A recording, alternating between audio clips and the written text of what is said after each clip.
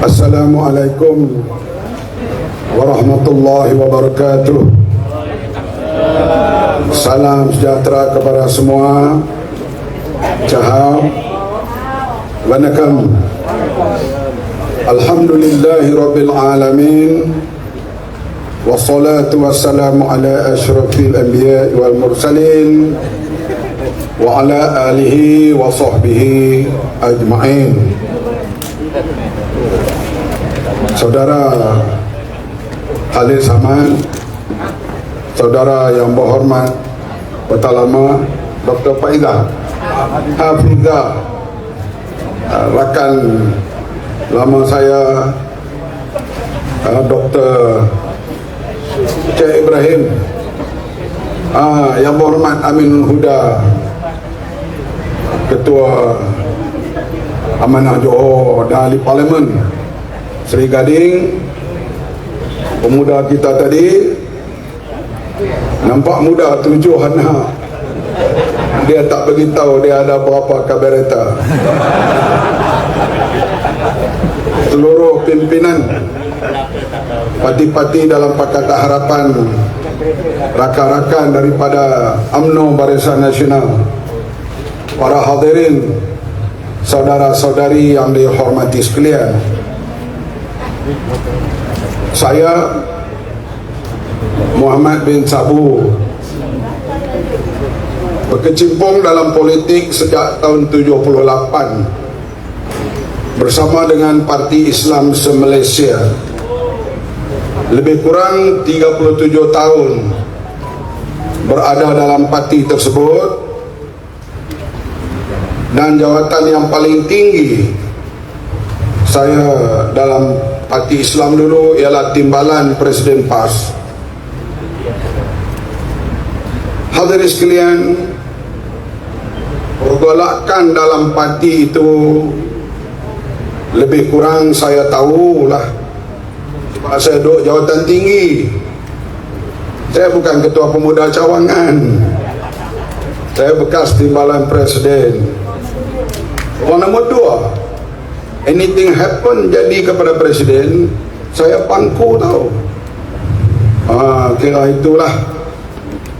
Hadirin sekalian, sekarang kita bersama dengan Parti Amanah Negara, bersama dengan Pakatan Harapan, dan bersama dengan Barisan Nasional dalam membentuk pemerintahan kerajaan perpaduan.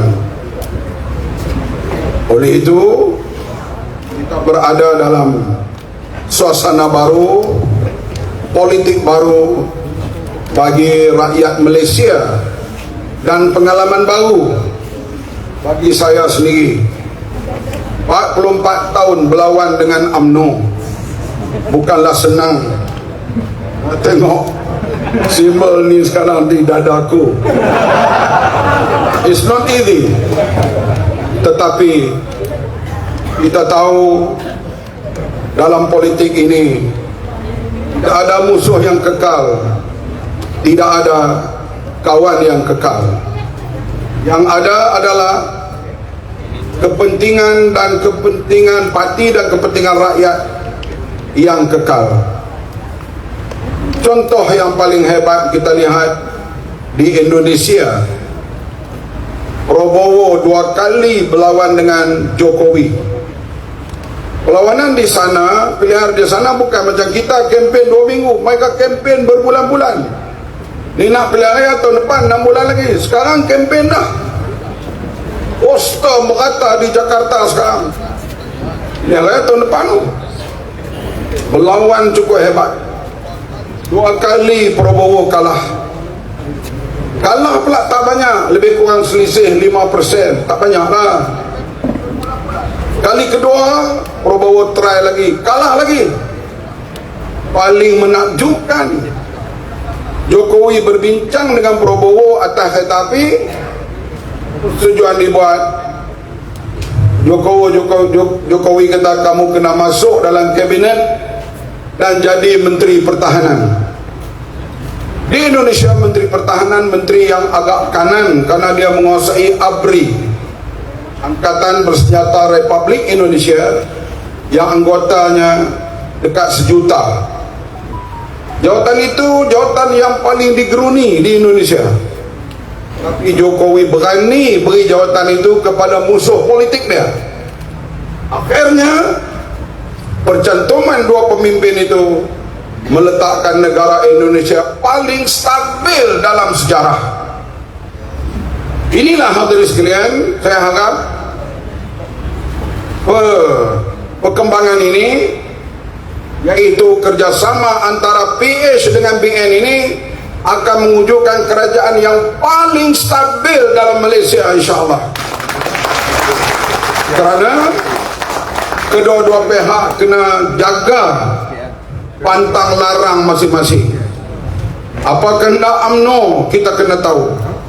UMNO juga kena tahu apakah hendak amanah, apakah hendak keadilan, apakah hendak DAP. Artinya kita kena saling berbincang, saling bertemu, saling bertukar fikiran.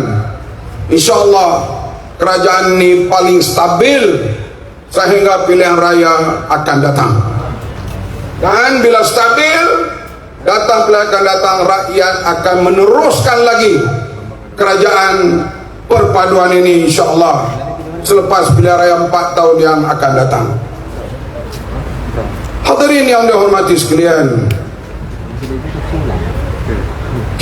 saya ini memanglah orang lama dalam politik, ilmu tak banyak. Saya bukan tok guru. Kalau saya bercakap, tuan-tuan boleh percaya ataupun tidak, sebab saya bukan orang alim. Orang alim tok guru, dia bohong pun orang percaya, karena telah tercetak dalam pemikiran orang ramai, tok guru tak bohong. Muhammad ni siapalah, barangkali hidup ada buat pahala, ada juga dosa. Kita pula jauh daripada maksum, kita manusia lemah. Jadi cakap kita boleh dipercayai ataupun tidak. Tapi cakap tu guru, dia jadi hukum. Salah ke betul ke, bohong ke, orang anggap itu benar. Malam ini saya nak ceritalah sikit kebenaran di pihak saya. Kita tahu tahun 99 Barisan Alternatif diwujudkan. Barisan Alternatif waktu itu keadilan, DAP dan juga PAS ya, kita bekerja sama. Dalam pilihan raya tahun 99 di bawah Barisan Alternatif, PAS mencapai, awak tu putih-putih kata engineer.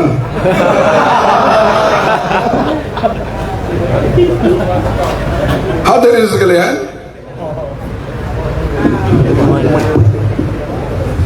kenapa yang penting putih mungkin ya?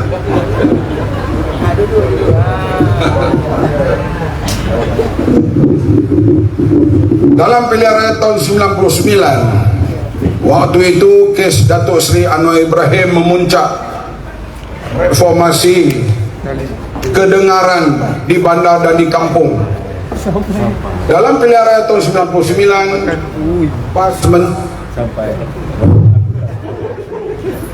PAS mencapai kemenangan yang cukup besar, yaitu menang 27 kursi parlimen. Hadirin sekalian, satu kemenangan yang cukup hebatlah selepas berlaku reformasi. Tetapi DAP kalah teruk, di mana Lim Kit Siang kalah di Bukit Bendera dan Karpal Singh kalah di Jelutong. Isu utama pada waktu itu ialah isu negara Islam, sebab pengundi-pengundi Tionghoa tidak gemar dengan isu negara Islam. PAS mencapai kemenangan yang hebat. DAP hilang terutamanya tokoh mereka yang paling hebat, Siang dan Karpal Singh. Mereka hanya menang 10 kursi parlimen pada tahun 99, sedangkan pada waktu itu kalau DAP dapat undi yang cukup, kita agak boleh mengambil alih pentadbiran Malaysia. Lepas tahun 99, DAP umum keluar daripada Barisan Alternatif, dan tahun 2004 mereka bertanding lawan dengan Barisan Nasional, tidak bersama dengan Barisan Alternatif. Hasilnya DAP menang 12 kerusi. Pak Lah baru jadi Perdana Menteri dengan Islam Hadari. Orang Melayu menyokong Pak Lah begitu hebat pada waktu itu. Berlaku perubahan sempadan. Siang Karpal kembali menang. Kali ini Karpal bertanding di Gelugor, Lim Kee Siang bertanding di Ipoh Timur, dan mereka menang 12 kerusi. DAP nampaknya pulih. Pas pula merosot, kami tinggal 7 kerusi saja pada waktu itu. Hadirin sekalian, menjelang pilihan raya tahun 2008, usaha untuk menggabungkan kerjasama PAS dan DAP Keadilan berterusan dibuat oleh berbagai pihak. Hadirin sekalian, yang ni Ustaz Hadi tak cerita, yaitu DAP minta negara Islam tidak boleh disebut, dan PAS bersetuju gantikan negara Islam dengan negara berkebajikan atau negara yang justice. PAS sanggup gugur negara Islam istilah dan ganti dengan kerajaan berkebajikan. Ada tak pemimpin PAS bagi tahu hal ni kepada tuan-tuan? Ada. Ada. Kenapa dia sembunyi fakta ini? Hadirin sekalian, tapi saya nak tenang, saya takut saya marah. Tenang Muhammad, tenang. Dan kita berkempen di atas negara berkebajikan dan welfare state. Tapi DAP tidak juga bersama dengan Pakatan Rakyat. Kita bekerjasama dalam bentuk dipanggil tahalluf siasi. Tahalluf siasi. Maka disusunlah pilihan raya 2008 kerjasama dalam bentuk tahalluf siasi, yaitu kita nak bentuk kerajaan kebajikan atau welfare state dengan tidak lagi menyebut negara Islam. Hadirin sekalian, dalam pilihan 2008 paling cemerlang, di mana kita dapat menguasai 5 buah negeri, iaitulah Selangor, Perak, Pulau Pinang, Kedah dan Kelantan. Hadirin sekalian, kerajaan kita kemudiannya hilang di Perak, hasil daripada beberapa orang wakil rakyat dibeli ataupun melompat.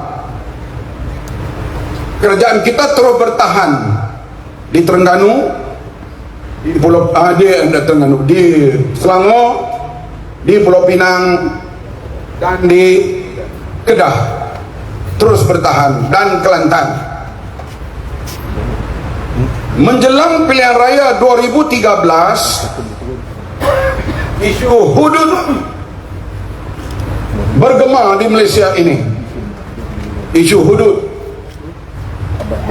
Maka hadirin sekalian, saya ringkaskan cerita. Pemimpin Pakatan Rakyat membuat perbincangan khas di pejabat PAS Jalan Raja Laut. Perbincangan itu berlaku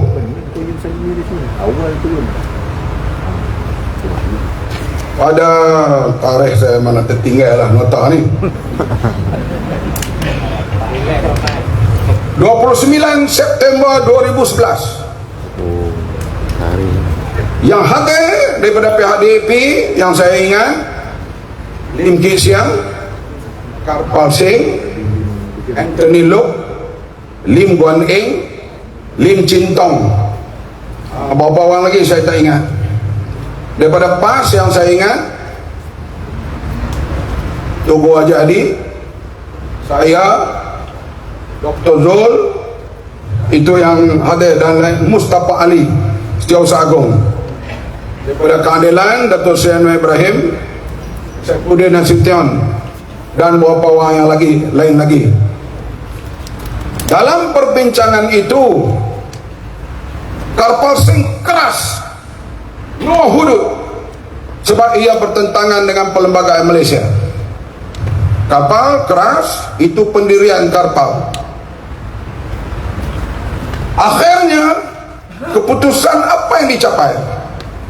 Keputusannya agree to disagree, yaitu kita agree dalam perkara yang kita bersetuju bersama, di antaranya untuk melawan ISA, ganti undang-undang ISA, good governance, menentang rasuah, dan apa saja yang terkandung dalam perlembagaan persekutuan dijunjung bersama. Yang disagree-nya soal hudud. Maka selepas mesyuarat itu ulang, dan kita teruskan kerjasama dalam pilihan 2013 dengan slogan agree to disagree, yang mana kita setuju bersama banyak, yang tak setuju bersama hanya 1-2, di antaranya hudud. Hadirin sekalian, dalam pilihan 2013 kita kekal menang di Selangor, kita kekal menang di Pulau Pinang, kita hilang Kedah, dan kekal Kelantan. Hadirin sekalian, masa berlalu, kita dah dengar sudah ada gamitan UMNO. Ni pemimpin UMNO kalau ada syok malah ni. Ada. Sudah ada gamitan UMNO ke arah nak mewujudkan unity government. Oleh itu, muktamar PAS pada 2015 bukan melalui perbincangan yang panjang, tiba-tiba disiarkan PAS putus hubungan dengan DAP. Tak timbul masalah hudud tak hudud ni, kerana hak hudud telah dipersetujui, agree to disagree. Begitu juga hal negara Islam telah dipersetujui, yaitu kita sebut negara kebajikan. Tapi Presiden PAS kata DAP tolak negara Islam, sebab itu kita pecah dengan DAP. Bohong atau tidak? Bohong. Tapi dia tunggu, dia bohong, orang percaya. Aku cakap betul, hampa tak percaya. Hadirin sekalian, kemudian kita lihat perkembangan politik selepas itu. Memang UMNO bersama dengan PAS akhirnya tubuh Muafakat Nasional. Saya tak percaya UMNO PAS boleh bersama dengan UMNO. Sepanjang saya berada dalam PAS, UMNO ini rosak akidah. Siapa yang beritahu? Ustaz Adi. Siapa yang beritahu? Ulama-ulama. Tiba-tiba mereka lebih peluk dengan UMNO. Pelik. Tapi saya ucap terima kasih kerana PAS boleh berkawan dengan UMNO di bawah Muafakat Nasional, menyebabkan amanah berkawan sekarang PAS tak boleh kata apa. Terima kasih pada PAS, kalau tidak kami kena kapiak mampu. Tapi untuk orang Johor sekalian, fatwa Haji Hadi akan berubah setiap pilihan raya. Kalau dulu akidah orang UMNO tidak sahih, sehingga akhirnya tercetus peristiwa Mamali, dan kemudiannya boleh dengan UMNO BN karena itu anugerah Allah. DAP boleh bersama karena DAP menerima perlembagaan Malaysia. DAP mendukung demokrasi. Bahkan selepas pilihan raya 2013, Presiden PAS berkempen untuk calon DAP di Teluk Intan, memuji DAP secara progresif dan menjunjung perlembagaan Malaysia. Maka PAS boleh bersama dengan DAP. Bila bercerai dengan DAP, DAP jadi komunis pula sekarang. Inilah dia Presiden PAS. Tak pelik, 3 tahun lagi dia puji pula DAP. Dia kata pula kepada Bersatu macam-macam. This is ulama Rusila. It will change every election. Tetapi orang Islam percaya apa yang dia cakap. Mereka tak percaya Khalid Samad cakap. Mereka jaranglah percaya dengan saya ni, tapi dia tu guru, dia ulama. Hadirin sekalian, begitu kita lihat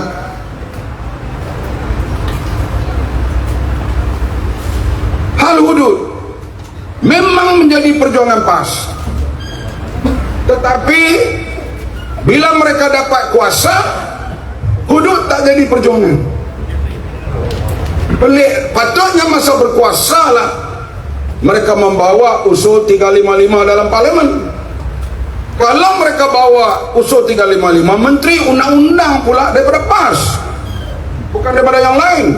Kalau dia bawa usul 355, kami orang Islam salah, kami kena mesyuarat. Orang Islam daripada BN, UMNO, ahli parlimen Islam daripada Amanah, ahli parlimen Islam daripada Keadilan, ahli parlimen yang beragama Islam daripada Sabah dan Sarawak, kami kena bincang. Sebab ini ke arah untuk melaksanakan syariat Islam. Tapi kita tunggu masa mereka memerintah, hudud tak bunyi langsung. Sekarang bila jadi pembangkang, hudud hidup balik. Bohong ke tidak Presiden PAS ni? Tapi dia tu guru, hampa percaya aku orang biasa je. Aku hanya insan biasa yang menumpang hidup di bawah parti Islam, berjuang bersama. Orang gembel, bukan orang hebat. Tok guru hebat, bercakap di selit Quran dan hadis sebagainya. Sekarang hudud muncul semula. Kenapa? Karena mereka sudah hilang kuasa, maka dicakapkan semula isu ni. Ni sahabat saya, Mak Madlan.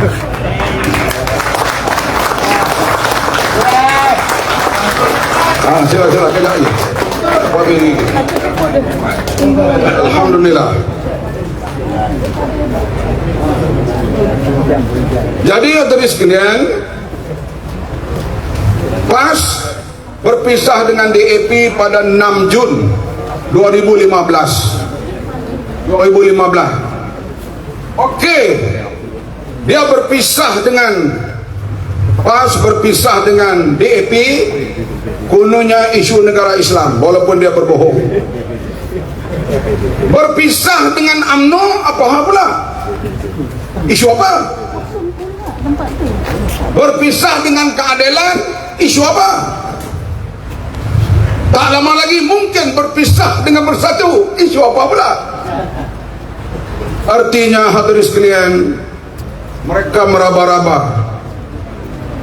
Dan masalahnya anak-anak muda yang baru mengundi dan sebagainya, hal pengalaman politik dan maklumat-maklumat tak ada pada mereka. Mereka ikut arus ini karena kononnya sekarang ini bila kita memerintah, Islam terancam. Masa PAS bersama dengan DAP, Islam tak terancam. Betul ke tak? Kita merintah di Perak bersama DAP, dan PAS memerintah di Pulau Pinang bersama DAP. PAS memerintah di Selangor jadi EXCO bersama DAP. Masa itu Islam tak terancam sebab mereka jadi EXCO. Bila dah tak menang, DAP bergabung dengan kita, DAP anti-Islam. Artinya fatwa Presiden PAS berubah ikut musim.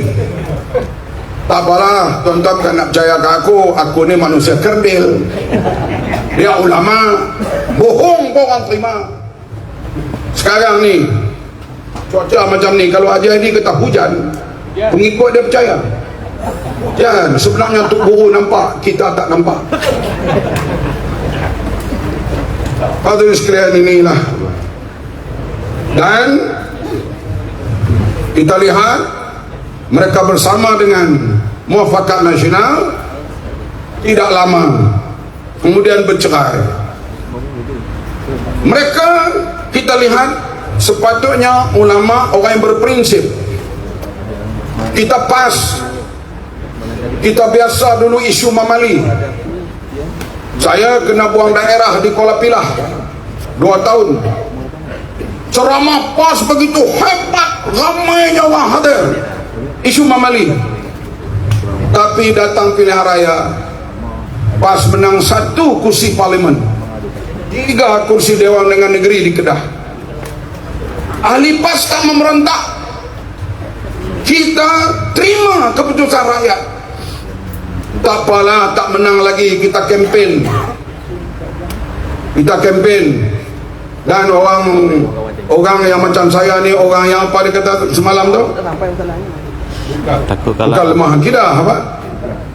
Yang takut kalah. Sebab itu bersama dengan DAP.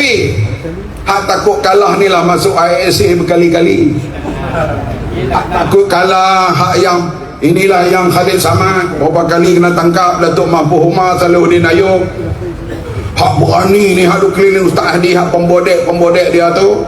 Tak apa, hak kami ni semua jenis takut kalah. Kita kalah tahun 86. Saya tahun 86 bertanding lawan Datuk Seri Anwar Ibrahim. Hantar songkok ayah balik Matampau, karena badan duduk di Kuala Pilah. Kita terima kekalahan. Tahun 90 kita menang di Kelantan, tak menang Malaysia, terima kekalahan. Tahun 99 kita anggap boleh ambil alih, menang 27, tapi tak cukup kursi, kita terima. Ini yang Tubuhnya Andri Ustaz Fadil ajar pada kami. Mari 2018 kita menang. Presiden PAS tak terima kemenangan itu. Dia bersama dengan kumpulan Sheraton untuk tumbang kerajaan, bukan melalui pilihan raya. Tunggu apa macam ni? Patutnya dia kena bagi tahu ahli bersabar, kita sedang menuju kemenangan. Intan Rasulullah yang surkum wa yusabbit aqdamakum. Sabar sikit, kita boleh ambil alih. Tidak, dia bersama dengan gerombolan tumbangkan kerajaan melalui Sheraton Move. Dan ulang sebut, Khalid sebut tadi, lepas pilihan 6 negeri ini tukar kerajaan. Kemudian dah kita menang 3, dia 3, sebut lagi lepas pilihan raya di Johor ni tukar kerajaan. Dia ni jenis apa dia lah otak dia, saya pun tak tahu. Tapi yang saya nak sebut di sini, bila ulama orang begitu besar dia bercakap tak betul, orang terima. Bila saya bercakap betul, orang tak terima, kerana aku ini kononnya bukanlah berilmu. Hadirin sekalian, saya sebenarnya saya tak mau sentuh Presiden PAS ni. Saya hormat dia, ada beberapa perkara pun dia juga berjasa pada saya. Tapi kalau main duk mohong di Johor ni, saya tak boleh sabar. Hadirin sekalian, saya sebut tadi, bercerainya dengan DAP kemudiannya itu tidak melalui perbincangan, bukan masalah hudud, bukan masalah apa, tapi mereka memang ke arah nak bersama dengan UMNO pada waktu itu dan meninggalkan DAP, meninggalkan keadilan. Tapi UMNO ni jenis bijak, dia nampak tembelang cepat, dia kuih awal.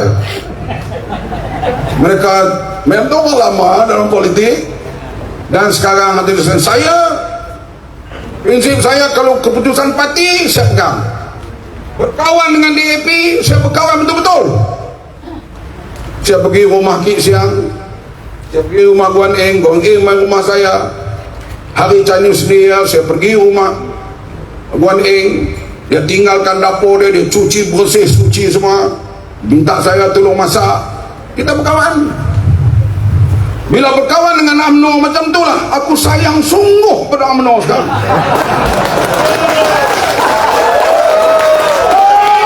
Saya bukan jenis berkasih dengan Mak Madlan, kenyit mata kepada orang lain. No, itu panepa. Sekarang dia berkawan dengan Bersatu, kita tidak tahu matanya kenyit kepada siapa.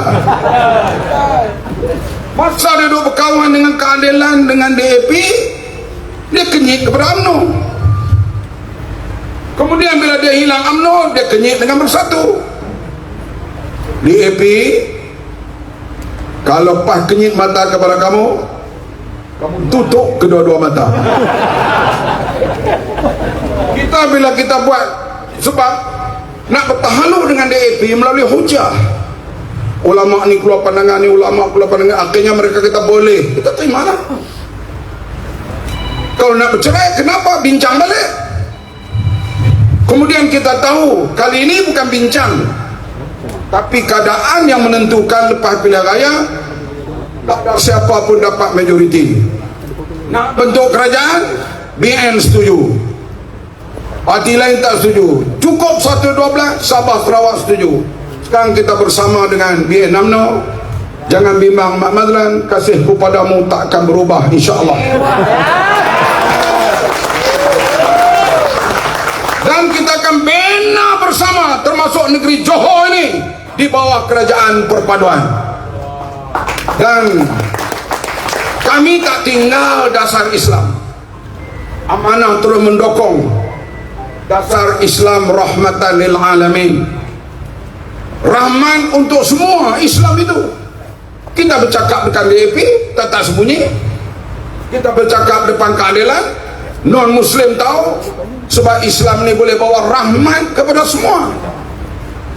Dan kerajaan Madani, tuan-tuan tahu, yang mula sebut ini cara hebat di Malaysia, Lim Kim Siang. Banyak orang tak tahu benda ni, tapi kerana dia sebut, dia pula bukan Islam, orang tak peduli. Sebab dia tahu konsep Madani itu, konsep yang bawa ketamadunan kepada manusia dan sistem politik dan keadilan. Kita mendukung dasar Islam, insyaAllah. Kalau kita kata tak akan berpisah dengan parti lain, itu Wallahualam. Tapi bila kita berkawan, kita kena kawan sungguh. Sebab itu saya bercakap di Negeri Sembilan, di mana-mana pilihan raya 2 minggu yang lalu, kalau mana-mana calon keadilan yang kalah, BN bertanggungjawab. Kalau mana-mana calon BN yang kalah, Pakatan Harapan bertanggungjawab. Tanda kita bersatu erat. Dan kali ini di Johor, kita yakin kestabilan diutamakan. Tadi saya melawat Pasir Tanjung Pelepas, saya mendengar taklimat tentang perkembangan pelabuhan Tanjung Pelepas, dan kita mendengar Makis, iaitu satu badan di bawah Kementerian Pertanian dan Keterjaminan Makanan, menjaga sempadan hal-hal makanan yang tak berasas, yang tak halal dan sebagainya, beracun dan sebagainya, dijaga oleh mereka. Tanjung Pelepas berkembang begitu hebat, dan dia menjadi pelabuhan di antara top 20 dalam dunia sekarang ini. Dan bila siap tempat yang baru nanti, Tanjung Pelepas ini akan menjadi pelabuhan nombor 1 di Malaysia. Ia terletak di mana? Di Johor. Siapa yang bekerja di situ? Majoritinya anak-anak Johor. Wanita jadi pemandu-pemandu yang membawa kren untuk kapal-kapal semua. wanita yang begitu hebat, begitu berani saya tengok tadi di sana. Jadi hadirin sekalian, saya harap semuanya kita ini membina kesatuan yang baik. PH dan juga Pakatan Harapan, PH dan juga BN, supaya kita dapat membina kesatuan, insyaAllah pada 9 hari bulan nanti kita menang kedua-duanya, DUN dan juga Parlimen. Dan wakil-wakil rakyat yang ada ini berjanjilah untuk teruskan kerja-kerja Allahyarham Salahuddin Ayub. Saya tadi cakap Salahuddin ini nanti saya sebab hilang habis cerita. Salahuddin Ayub, dia seorang aktivis mengatasi politician. Hidup dia, saya panggil apa program tunjuk perasaan ke apa ke semua, dia turun. Dan masa dulu ni dia naik bas pergi Kelantan, bukan ada duit macam budak sekarang ni, naik bas, naik kereta api, kadang-kadang tidur di stesen bas. Ini perjuangan dia, dia lebih daripada seorang aktivis, daripada seorang ahli politik. Sebab itu bila dia jadi menteri, kita lihat kerja-kerjanya ialah bagaimana nak menangani masalah rakyat, terutama hal kenaikan harga barang. Oleh itu, adun yang akan menang, mana tu? Yang akan menang nanti. Tengok, kempen mereka tenang ya. Dia kata ni macam Cina. Kalau muka dia macam Cina kan macam India, apa masalah?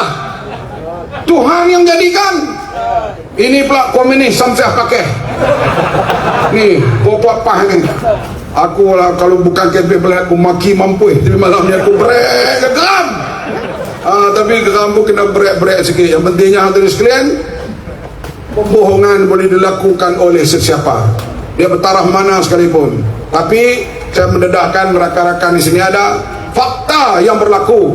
Halusinasi Pakatan Rakyat bercerai dengan DAP kenapa dan mengapa, bercantum dengan UMNO kenapa, bercerai dengan UMNO kenapa. Inilah PAS, fatwa mereka akan berubah setiap kali pilihan raya. Anak-anak muda sekalian, kenalilah PAS. Kalau tak tahu, mari jumpa Pak Ahmad. Pak Ahmad lama berada di situ, dan Pak Ahmad juga terlibat dulu dalam kumpulan Walaun yang menyokong apa saja, terutama sekali sehingga ditahan beberapa kali oleh pihak pemerintah dan sebagainya.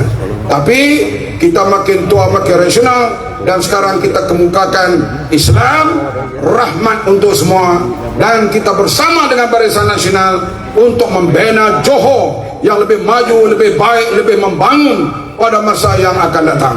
Wabillahi taufiq, wassalamualaikum warahmatullahi wabarakatuh.